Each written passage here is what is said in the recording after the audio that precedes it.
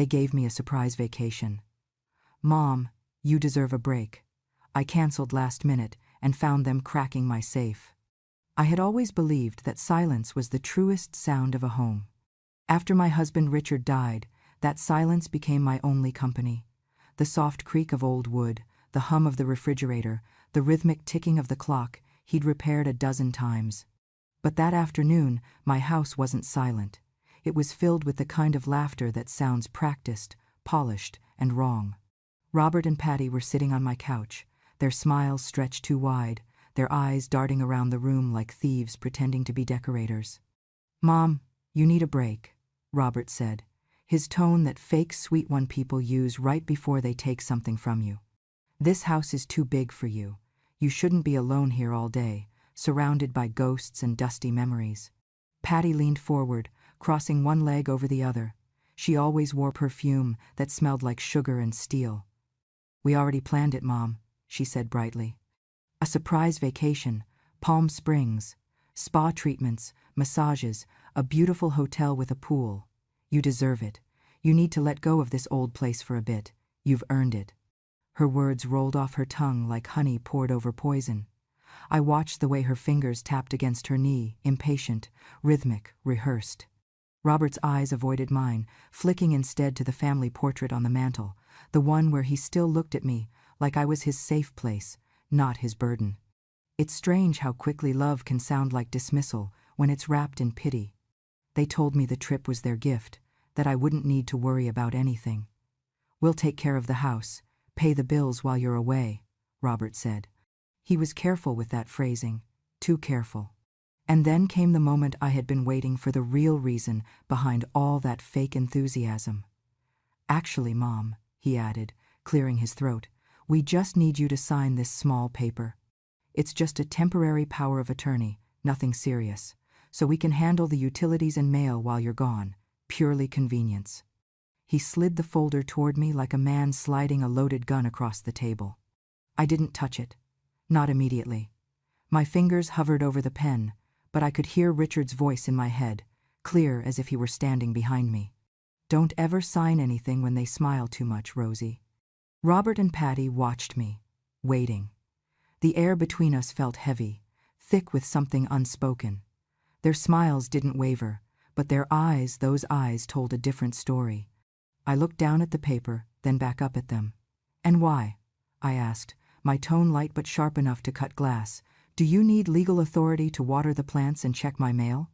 Patty's smile flickered for a split second before she recovered. "Oh, come on, Mom. You're being paranoid. It's just standard paperwork. Everyone does this when they travel." I'd spent 40 years as an office accountant. I knew standard paperwork, and I knew when someone was lying. But I also knew how to play along. I set the pen down and smiled. "You're right, dear. Maybe I am being paranoid. Leave it here. I'll look it over after lunch." They exchanged a quick look, a tiny flash of frustration before the performance resumed. I pretended not to notice. If you feel justice deserves celebration, smash that hype button. Let us keep stories like this alive, echoing far, far away. Your support helps us bring understanding and love to those who deserve it. Thank you so much. Keep listening. We had lunch together, though I couldn't taste anything. Patty talked about some influencer she followed who manifested abundance. Robert nodded along, pretending he cared. I studied them, memorizing every nervous twitch, every too eager smile. It wasn't the first time I had felt the edges of their greed pressing against me, but it was the first time I saw the shape of it so clearly. After lunch, Robert stood and stretched, like a man satisfied with his day's work. "We'll stop by tomorrow morning to help you pack," he said. "Your flight's early. Everything's arranged." Patty kissed my cheek. "You'll love it, Mom. The desert sunsets are magical. Just don't worry about anything here." Her perfume lingered long after they left, a cloying scent that filled the silence they'd disturbed. I sat in Richard's old chair and looked at the paper they'd left on the table. The title at the top read, "Limited Power of Attorney." Limited. My foot. I scanned the paragraphs: authorization over property management, banking transactions, correspondence, everything that mattered. I folded it neatly, placed it in my drawer, and locked it. They thought I would sign it, but I wanted time to see what they would do next when they thought I wasn't watching. For years I had blamed loneliness for the heaviness in this house. Now I realized it wasn't loneliness at all, it was vigilance, disguised as love. I looked out the window, at the garden Richard had built, the roses blooming just as they had the summer before he died. He had said once, "A garden is like trust, takes years to grow, one careless hand to destroy." That night, I packed my suitcase, double-checked every door, every window, every lock. Sleep never came. By the time the sky turned gray, I was already dressed, waiting. I laid out my clothes neatly, placed Richard's old locket on top of the dresser, and told myself I would go through with the trip. But deep inside, something itched. A voice, quiet but persistent, whispered that this wasn't a vacation, it was an exit plan. Theirs, not mine. When I turned off the light, I looked back at the closed drawer with that unsigned paper inside. The pen still lay beside it, untouched. "Love," I whispered into the darkness, "should never sound like a farewell." I woke before dawn, the house silent and cold. Packing felt pointless, folding dresses I no longer wore, closing drawers that hid too much. When I opened my mother's old jewelry box, the air left my lungs. The sapphire earrings were gone. So was Richard's silver locket. I touched the empty velvet dents where they once rested. Instinct whispered that this wasn't forgetfulness, it was intrusion. After 35 years balancing ledgers, I knew when something didn't add up. At the airport, people hurried and laughed, but my fingers kept circling my phone. I wasn't leaving for a vacation. I was walking away from a question I already feared to answer. Then the announcement came. "Attention passengers, Flight 231 to Palm Springs has been canceled due to a mechanical issue. Please see the counter for rebooking." Canceled. I should have been annoyed, but the word felt like an omen. I gathered my things, already uneasy, when the phone buzzed in my bag. A message from Florence, my neighbor. "Rose, are you moving? 2 people are loading boxes from your garage into a white truck. Is everything okay?" My blood went cold. Florence was 82, sharp as a blade, the kind of woman who never meddled unless she had to. If she was texting, it meant something was wrong. I stood so quickly my book hit the floor. "I'm not moving," I whispered to no one. I called Florence, but it rang until voicemail. My pulse thudded in my ears. I didn't wait to rebook. I didn't even cancel my check-in.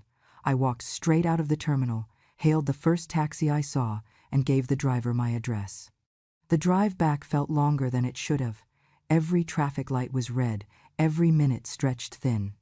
The driver tried to make small talk about the weather, about the freeway closures, but I barely heard him. I kept imagining my home being emptied one drawer at a time, the quiet invasion of hands that once called me Mom. When we turned onto my street, the late afternoon sun spilled across the pavement, warm and golden. The sight of my house made my stomach twist. The front door was half open. A white moving truck idled in the driveway, engine humming. I told the driver to wait. From the sidewalk, I could already hear it, the faint clang of metal from inside, steady, rhythmic, like someone prying something loose. I stepped closer. My heartbeat seemed to echo that sound. Through the crack in the door, I saw them.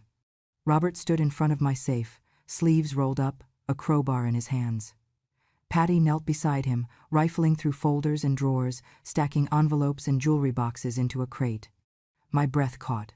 I didn't make a sound, not yet. I just watched. It's strange, how your mind detaches in moments like that, how you can see your child committing a crime against you and still think about the way his hair used to fall into his eyes when he was little. Robert muttered something, his voice tight. "Where the hell does she keep the key?" Patty's reply was flat, practical. "Just break it. We're almost done." That was when something inside me snapped, not in panic, but in precision. I pushed the door open fully. The hinges creaked, loud as thunder in the quiet. Robert froze mid-motion. The crowbar hung limp in his hand. Patty turned, her face pale, then quickly rearranged itself into a smile that didn't reach her eyes. "Mom," she said lightly, too lightly, You're back early. We thought you'd be on the plane by now. I looked at the crowbar, then at the open drawers, the half-filled box on the floor. My voice came out calm, colder than I felt. What are you doing in my house? Robert straightened, hiding the tool behind him like a guilty child. You weren't supposed to. I mean, we were just helping, Mom. You said you wanted to organize before selling, remember? I said nothing of the sort. Patty took a step forward, trying to reach for my arm. You're overreacting. We just thought it'd be easier if… I stepped back. Easier for who? The air went still. Outside, the wind rustled the bougainvillea vines along the fence, their petals scattering like small red warnings. Robert's eyes darted toward the safe again, then back to me. You don't understand. You're old, Mom. You can't handle all this alone. We're trying to help before something happens. I could see his pulse beating at his temple, fast and erratic. The man who once begged me to teach him how to balance a checkbook now stood in my living room, sweating over the theft of his mother's life. For a moment, no one spoke. Then I took one slow breath and said quietly, You're not helping me. You're erasing me. Patty's mouth opened, ready with another lie, but I was already walking toward the phone on the counter. My voice didn't tremble when I said, Get out of my house. The sound of that crowbar dropping onto the tile was louder than I expected. In the fading light, I saw their faces clearly for the first time, not my family, not anymore, but strangers wearing the memories of people I used to love. Robert's face went pale, his mouth opening and closing like a fish gasping for air. Mom, you weren't supposed to be here yet, he stammered. We were just cleaning up a few things for you before your trip. Cleaning up, I repeated, stepping farther inside. The air smelled like dust and metal. The moving truck outside hummed quietly, its back door wide open. From where I stood, I could see boxes already stacked inside my boxes. I caught the gleam of my dining chairs, the ones Richard and I had bought for our 10th anniversary, and the faded blue toy car Robert used to play with when he was 6. Patty straightened, brushing her hands on her jeans. Her tone was smooth, almost bored. You shouldn't get upset, Mom. We're just helping you downsize. You don't need all this anymore. You're almost 70. What's the point of hoarding things that'll just collect dust? I looked past her at the safe, its door hanging open, papers scattered across the floor, bank statements, property deeds, Richard's will, every document that anchored my life. The sight hit harder than any slap could have. Put everything back, I said. Patty gave a small laugh, the sound brittle and sharp. Put it back? Don't be ridiculous. You've had these things locked away for years. Money, property, jewelry. What good are they doing for you? You live alone. You never go anywhere. This, she gestured around the room, could actually make someone's life better. Someone? I asked quietly. You mean yours? Robert finally found his voice, defensive and shaky. You think I want this, Mom? You think I want to be here breaking into your house? You left us no choice. You've been sitting on all this money while we're drowning in debt. We can't pay rent. Patty's car got repossessed last month, and you just sit here surrounded by stuff. I took one slow breath. Robert, this house is mine. I bought it with your father, with our work and sacrifice. You didn't pay a single dollar toward it. He flinched. We helped you, though. We sent you money last year when you said your roof needed fixing. I never asked for it, I said. And you didn't send money. You loaned it to me and made sure to remind me of it every Thanksgiving. His jaw tightened. You're twisting things. You're always twisting things to make yourself the victim. Patty snorted. Honestly, Robert, don't bother explaining. She doesn't get it. She never did. She's always acted like some martyr, sitting here with her old photos and her perfect little house while the rest of us struggle to survive. Maybe it's time she learned what struggle feels like. Her words cut through me like a blade. I stared at her. At this woman who had called me Mom for 10 years, who'd smiled in my kitchen and hugged me on holidays, now speaking as if I were an obstacle, not family. I turned to Robert. Is that what you think too? That I deserve this? He looked away, his hands trembling. You don't understand, Mom. We needed a break. We thought maybe if we sold a few things. A few things? I pointed toward the truck. That's half my house. My life. Your father's memories. You were going to sell it all while I was gone? Robert ran a hand through his hair, pacing. You weren't supposed to find out. I mean, you were supposed to be in Palm Springs by now. I almost laughed at the absurdity of it, but my throat closed around the sound. So this was your plan all along. Send me away, rob me blind, and hope I'd be too confused to notice when I came back. Patty crossed her arms, unbothered. We weren't robbing you. We were redistributing resources. Redistributing? I said, my voice cracking for the first time. You're talking about my husband's locket, my mother's ring, the deeds to this house. That's not redistribution, Patty. That's theft. She shrugged. Call it whatever you want. You're old, Rosemary. You can't even keep track of your own things. You should be thanking us for handling it for you. For a moment, everything around me blurred: the truck, the scattered papers, the sound of my heart pounding in my ears. I looked at my son, really looked at him, and I didn't see the boy who used to bring me dandelions from the yard, or the teenager who called home from college just to say goodnight. I saw a stranger, his face carved by resentment and greed. Filialness, I whispered, the word foreign and bitter on my tongue. Is this your version of love, Robert? He met my gaze with anger instead of shame. Love doesn't pay bills. You think keeping all this means anything? Dad's gone. You're wasting what could actually help us. I felt something in me harden, a final wall locking into place. Your father worked his whole life so I'd never have to beg anyone for help, least of all from you. Robert's voice rose. You're living off everything he built. Off me too. You think your little pension covers this place? You've been living on borrowed time, Mom. This house, this money, it's a burden. For you and for us. I stared at him, trying to find even a flicker of remorse. There was none. Just fury, humiliation, and fear tangled together. Outside, the sky had turned a strange gold, the kind that burns before nightfall. In that light, the boy I once knew vanished completely, replaced by a man who would sell his mother's memories for a few months' rent. You're right about one thing, I said finally. This house is a burden, because I raised someone who would rather steal from me than ask for help. He opened his mouth, but I didn't let him speak. Get out, both of you, before I stop thinking like a mother and start thinking like someone you shouldn't have crossed. Patty rolled her eyes, muttering something about dramatic old women, but Robert hesitated. For a brief moment, I saw the boy again, the one who used to run to me after nightmares, but then it was gone. As they walked out toward the truck, I stood frozen in the doorway, my hand on the frame for balance. There are moments when your heart breaks so completely you stop feeling pain at all. I wasn't watching thieves empty my house. I was watching my son steal the last good piece of himself. The sound of Florence's cane on the porch broke the standoff like a gunshot. Rose? She called, voice quavering but sharp. I saw the truck. What's going on here? Robert spun around, face tightening. Patty froze mid-step, the color draining from her face before she plastered on another fake smile. Florence, she chirped. We were just helping Mom pack for her trip. You know how she is always overpacking, always worrying. Florence's eyes narrowed. For a woman pushing 80, she still carried herself like a schoolteacher, catching children in a lie. She looked at me, not them. Is that true, Rose? I forced a small smile.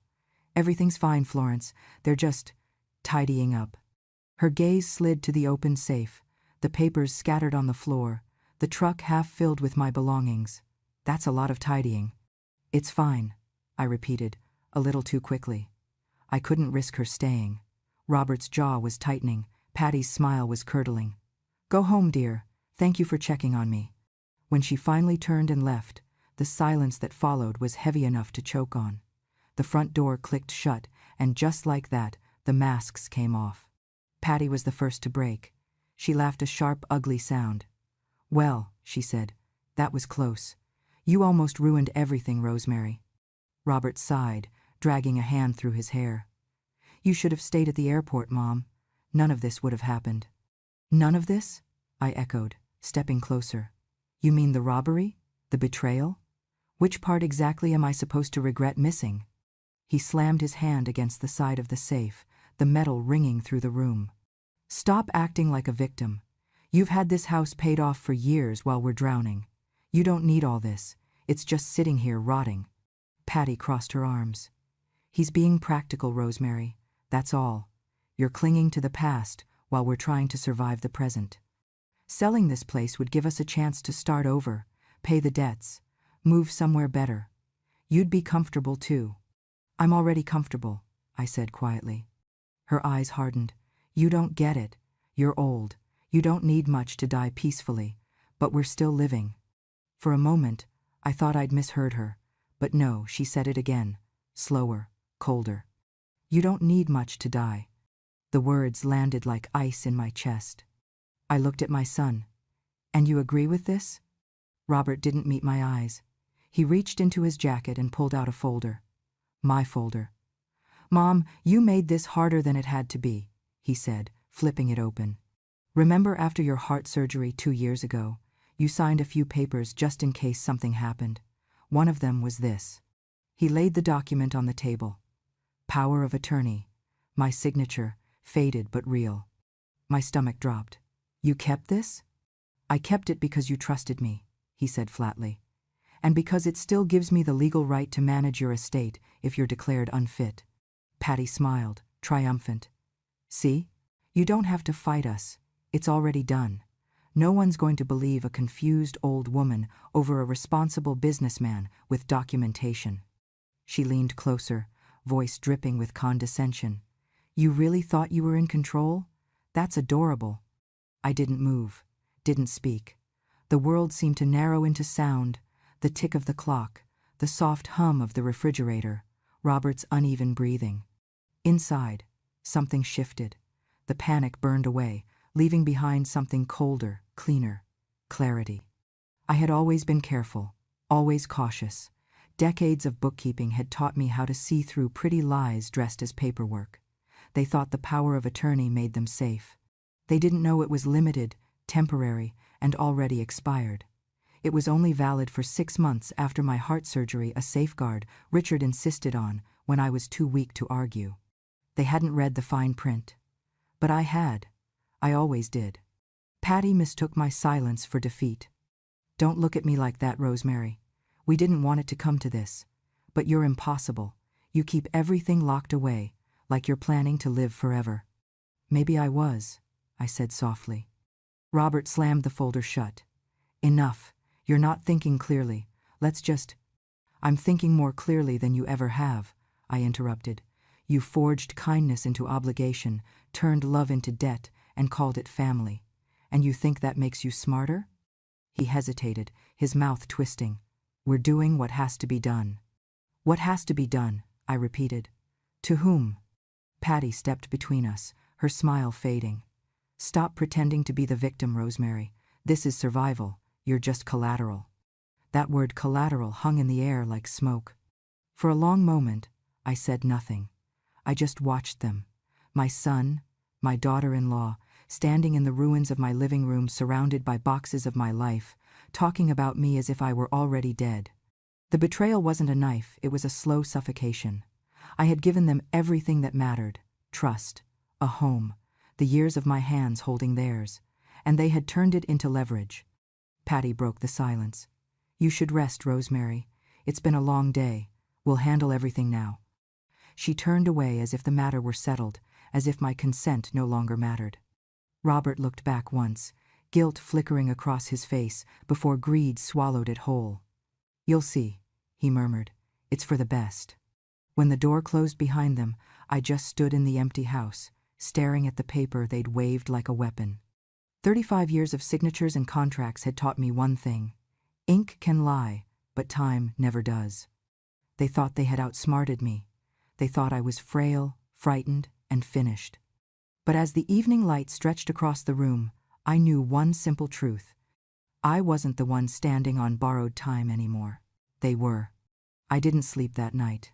I sat in the dark, staring at the power of attorney spread on the table like a venomous thing. The house reeked of their perfume and betrayal. People think old age means weakness. It doesn't. It means patience sharpened to a point. At dawn, I brewed black coffee, fixed my hair, and began to act slow, frail, harmless. By noon, I'd already struck back. The doorbell camera had caught everything. The white truck, Robert loading boxes, Patty using my spare key, the crowbar, the open safe. Once truth is caught on film, it doesn't let anyone escape. Second, I turned on the small voice recorder I kept for grocery lists and reminders. It had captured almost everything from the afternoon: their argument, Patty's cruel words, Robert's confession about the power of attorney. I replayed his voice saying, "You signed it, Mom. I have a legal right." The arrogance in his tone was like a signature all its own. Third, I called Florence. She answered on the first ring. "Rose, you all right? I've been worried sick since yesterday." "I'm fine, dear," I said, "but I need your help." When she came over, I told her everything. No drama, no tears, just facts. Florence had been a nurse for 40 years. She understood documentation better than most lawyers. Together, we went room to room, photographing everything: the open safe, the missing jewelry, the papers on the floor, the truck tracks still fresh in the driveway. She took notes while I dictated times and details. Then I called a locksmith. "Change every lock," I told the man who arrived an hour later. "Doors, garage, windows, even the mailbox." He looked surprised. "That's a lot of work, ma'am. You sure?" "I'm very sure." Florence stood beside me as he worked, signing her name as witness on the invoice. A small act, but one that turned an old woman's suspicion into legal record. That evening, I took a cab downtown to meet Gilbert Mason, the attorney who'd handled Richard's business affairs for years. He greeted me at his office door with the kind of warmth that made me want to cry. "Rosie," he said, "I haven't seen you in ages. Are you holding up?" "I've had better weeks," I replied, placing the folder on his desk. "I need you to look at something." He put on his glasses and studied the power of attorney. After a few minutes, he frowned. "This version isn't the one I drafted after your surgery," he said. "See this clause? It's been altered. Someone retyped the last page and forged my witness signature. Poorly, I might add." I leaned back, exhaling slowly. "Can we prove it?" "Oh, absolutely," he said. "The original's in my archives. This one's an illegal copy. Whoever did it committed fraud. But," he paused, "you'll want to gather more before you go to the police. Let's make sure they hang themselves with a full rope." The corner of my mouth lifted. "You always did have a way with metaphors." He chuckled. "So did Richard. You still keeping good notes?" I smiled faintly. "Better than ever." By the time I left his office, the city was wrapped in twilight. The streetlights flickered on, one by one, and I felt the strange calm that comes when fear burns itself out. That night, I sat at my kitchen table and began writing. Not in the diary I used to keep for memories, but in a new ledger, a record of truth. April 14th, 5:42 p.m. Robert and Patty found attempting to open safe. Evidence: video footage, audio recording. Witness: Florence Miller. April 15th, 9:10 a.m. Locksmith replaced locks, invoice signed. April 15th, 2:30 p.m. Meeting with attorney Gilbert Mason. Power of attorney confirmed the fraud. Every entry is neat, precise, dated. I wrote the way I used to in the office, when numbers were my language and accuracy my weapon. Before bed, I composed an email to Robert and Patty. I didn't raise my voice, didn't accuse. I simply wrote what needed to be said. To Robert and Patty, "I don't need to reclaim your love. I only intend to reclaim my life. You taught me that kindness without respect is just manipulation. I'm done playing the fool. All communication from now on will go through my attorney.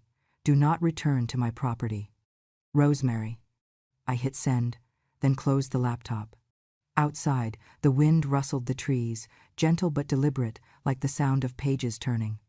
For the first time in months, I felt awake. They had built their scheme on my supposed weakness, but they forgot something essential. People like me remember everything. We file, we record, we keep receipts, because we've spent our lives cleaning up after those who don't.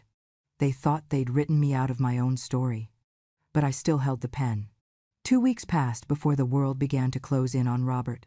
It started with a phone call from his office, one of those sharp, clipped conversations that drain the color from a man's face. I overheard it from the porch where I sat watering my plants. His voice rose, then broke into fragments. "That's impossible. No, that's not listen. I can explain." Then silence. Later that afternoon, Gilbert called me. "Rosie," he said, voice calm but heavy. "Your son used your name as collateral for a loan 6 months ago. He mortgaged the house without your consent. The bank's compliance team started digging after I filed the revocation of power of attorney. They've opened an internal investigation." I closed my eyes, steadying my breath. "So that's why he wanted the deed." "Yes," Gilbert said, "and that's why he's about to lose everything." By the next morning, the unraveling had begun. Patty was the first to go. She drained their joint account, every penny, and vanished. The note she left behind was short and cruel. "I can't do this anymore. You said it would be easy. You lied." When Robert showed up at my door, he looked nothing like the man who had sneered at me weeks earlier. His shirt was wrinkled, eyes bloodshot, hair uncombed. The arrogance was gone, replaced by something raw and brittle. He stood in the doorway, shifting from foot to foot like a child about to confess. "Mom," he said finally, "I lost my job. They're saying I falsified documents. They're freezing my accounts. Patty's gone." I said nothing, waiting. He stepped inside, glancing around the living room, stripped bare of boxes. The walls seemed to echo. "I didn't mean for it to go this way," he muttered. "I just wanted to fix things. We were drowning, and you had everything just sitting there. I thought if I could use it, if I could just save the family." I finished for him. He nodded quickly, desperate. "Yes, I only wanted to save us." I looked at him, at the hollowed-out version of my son. "You didn't save anything, Robert. You sold your soul, and you signed my name on the contract." He sank onto the couch, head in his hands. "I don't even know who I am anymore." "Neither do I," I said quietly. "But I know who you were, and that's what makes this so hard." For a long time, neither of us spoke. The house filled with the sound of the ticking clock, the same one that used to chime during Sunday dinners when Richard was still alive. It struck me then how silence could weigh more than shouting ever could. Finally, I set a folder on the table. Gilbert had sent it that morning. Inside were the official revocation papers. The power of attorney voided, property rights restored entirely to me, and an attached letter from the bank confirming his fraudulent loan. Robert's eyes widened as he skimmed the pages. "You did this," he said. "You turned them against me." "No," I said. "You did that yourself. You just never thought the rules applied to you." He stood, trembling, voice breaking between anger and disbelief. "You think this feels good for you, watching your son lose everything?" "I don't feel good," I said. "I feel finished." He started to speak, then stopped, the fight leaving him all at once. He slumped back into the chair, staring at the floor. "What am I supposed to do now?" "Live with it," I said. "You always wanted to be in control. Now you can control your own consequences." The words seemed to land somewhere deep. For a moment, I thought he might cry, but instead, he just nodded slowly, as if realizing there was nothing left to argue. Gilbert arrived later that evening, hat in hand, his expression unreadable. "He came to see me," he said after Robert left. "Tried to convince me you'd manipulated him." I laughed softly. "He's still trying to write his own version of the story." Gilbert smiled faintly. "The thing about liars is they eventually forget which version they told." He hesitated before continuing. "If you want, I can press charges. Fraud, forgery, attempted coercion, there's enough evidence to bury him legally. But," he leaned back in his chair, "sometimes letting a man live with what he's done is a harsher sentence than any cell." I thought about that for a while, about the look in Robert's eyes when he said he didn't know who he was anymore, about how guilt can rot a person from the inside long before prison ever could. Finally, I said, "No charges, let him face himself." Gilbert nodded. "Then you've already won." When he left, I stood by the window, watching the sun dip behind the hills. The street was quiet, bathed in the same golden light that had once shone through on the day I caught them at the safe. Only now, it didn't sting. It felt clean, like the world had taken a deep breath. Some debts don't need collecting, they just need remembering. Robert would spend the rest of his life remembering this one. Robert came back on a Tuesday morning, a shovel in one hand and a paper bag in the other. He didn't knock, just stood at the gate like a man waiting for judgment. His voice was rough when he finally spoke. "I'm not here to talk, Mom. I just want to fix the yard." The grass had grown wild after months of neglect. The rose bushes Richard planted years ago had withered to dry stalks. I watched him from the porch as he started clearing weeds, sweat darkening his shirt. Every few minutes, a car slowed on the street, the neighbors pretending not to stare. By noon, the whispers had already begun. "Is that her son? The one who tried to take her house? Guess he's doing yard work to earn redemption." Let them talk. Words are cheap, labor is not. When he came inside for water, I didn't offer a chair. He stood by the doorway, silent, until he said quietly, "I'm not asking you to forgive me. I just need to do something right." I handed him a glass. "Then stop talking and do it." For days, he worked without complaint. He fixed the broken fence, scrubbed the porch steps, painted the shed. I didn't thank him, and he didn't expect it. He came early, left before sunset, sometimes leaving tools in neat rows like a man rebuilding a piece of himself. One afternoon, Florence stopped by with her dog. She leaned close, whispering, "Never thought I'd see him with a rake instead of a lawyer." I smiled faintly. Consequences come in all uniforms. Over time, the yard began to look like itself again, tidy, deliberate, alive. I started leaving a thermos of iced tea on the porch table. He never drank it while I watched, but it was always empty by the time he left. Weeks passed before I allowed him back inside the house. He hesitated at the doorway, as if stepping into sacred ground. "You can take your shoes off," I said, "but don't expect dinner." He nodded. "I wouldn't dream of it." Still, by the end of the week, he was helping me fix the leaky sink, changing light bulbs, mending the screen door. One evening, when the work was done, I poured 2 cups of tea and set one across from me at the table. He stared at it for a long time before sitting down. We didn't talk about the past, not at first. We talked about practical things, the weather, the price of gas, the tomatoes I planned to plant. It felt almost normal, almost. Then one night, as twilight crept through the window, he said softly, "I keep dreaming of the day Dad taught me to paint the fence. I was 8. I remember complaining that it was pointless, that the old paint was good enough. He told me, 'You don't paint the fence for the wood. You paint it so it remembers someone cared.' I think I finally understand what he meant." I stirred my tea slowly. "Good," I said, "but understanding doesn't erase what you've done." He nodded. "I know." We sat in silence, the kind that hums between 2 people rebuilding something fragile. The clock ticked on the wall. Outside, the wind brushed through the garden he'd been tending. For the first time in years, the air inside the house felt breathable. Still, forgiveness is not a door you can walk through just because you're tired of knocking. It's a gate that only opens when the one inside feels safe again. "Mom," he said after a long pause, "do you ever think people deserve second chances?" "Sometimes," I said, "but only when they stop asking for them."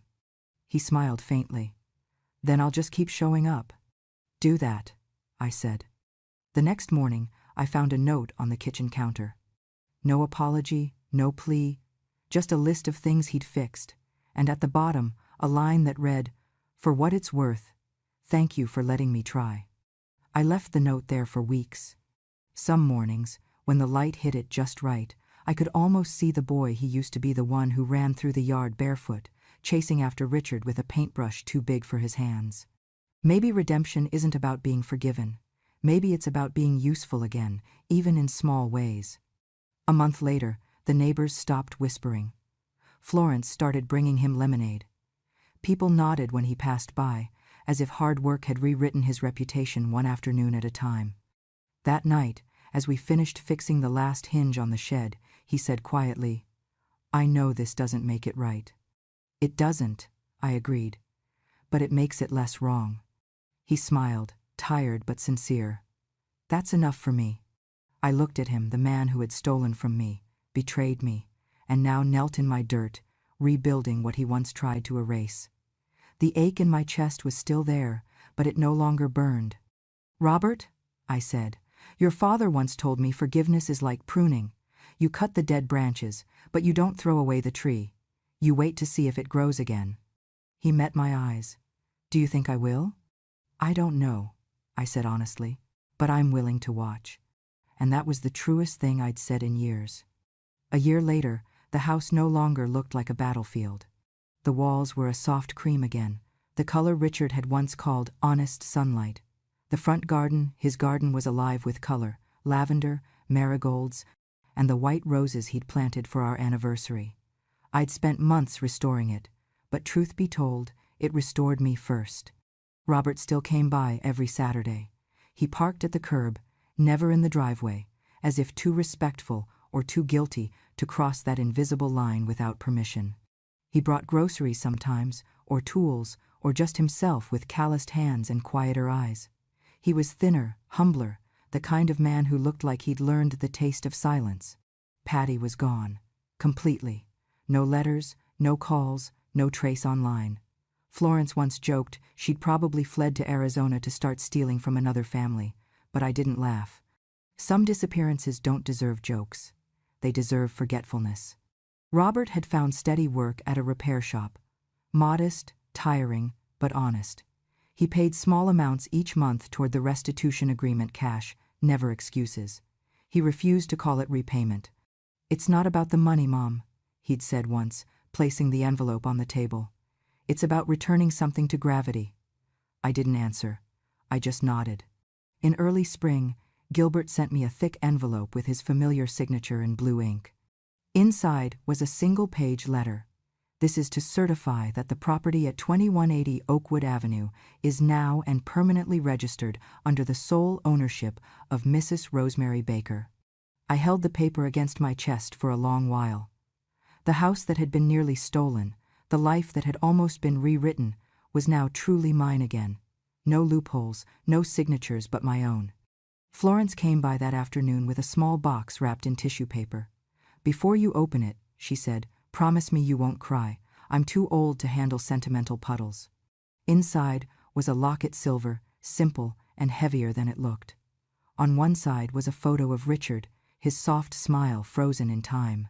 On the other, a picture of Robert as a boy, maybe 7 or 8, with grass stains on his cheeks. Between them, she'd added a small photo of me, taken last month when we had tea on the porch. 3 faces, past and present, locked together. On the back was an engraving, "New lock, new life." For a moment, I couldn't speak. I just held it, the metal warm from my hands. Florence patted my shoulder. "The old locket was stolen," she said. "This one was chosen." That night, I sat at my desk and opened my journal, the one where I'd written every ugly truth, every line of betrayal and recovery. The pages were filled with ink and pain, but also something else, evidence of survival. I wrote my final entry. They gave me a vacation to escape my life. I canceled it and found my freedom instead. The next morning, I installed a new safe in my bedroom, not as large as the old one, but sturdy and fireproof. When the locksmith finished, he handed me the keys and said, "Ma'am, this one's solid. No one's getting in without your say-so." I smiled. That's the idea. Inside the safe, I placed only 3 things. Copies of every legal document Gilbert had helped me secure. The new deed to the house. A handwritten note on plain paper, folded neatly. The note read, "Not everyone deserves to live inside your memories." I locked it, hearing the mechanism click, a sound both final and freeing. The house was quiet, except for the faint hum of the evening breeze through the window screens. Outside, Robert was trimming the roses.